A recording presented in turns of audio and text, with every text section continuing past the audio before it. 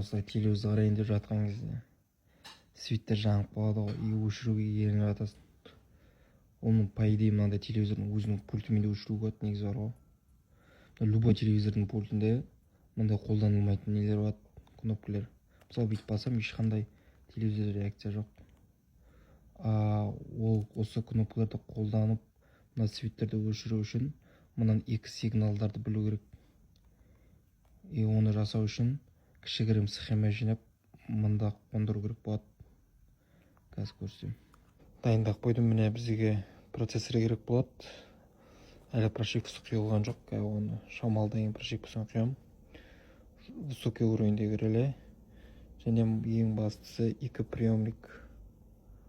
Пока что контактілерін жалғап қойдым.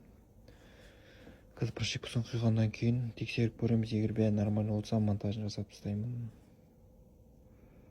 Көп ештеңе керек емес осындай. И блок питаниясы бар, айтпақшы. Блок питаниясын жалғаймын. Тигода 5 вольттық блок питания тапсам болды. Мынаны алдық. Жоғалаш жүрмін. Так, жаңа айтқандай мына екеуін қолданатын боламыз. Тұр, жалғап бәрі нормально. Так, код жазып қойдым. Бізде компорттан келген. Каждый секундта оқып жатыр қазір. Енді шум.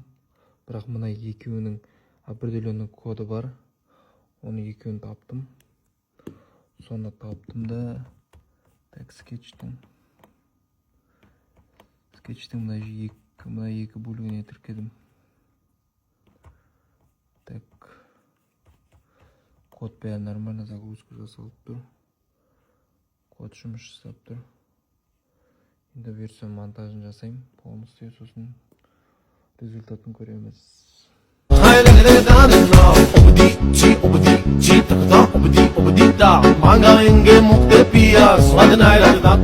Так, монтажын жасап қойдым мына ішіне.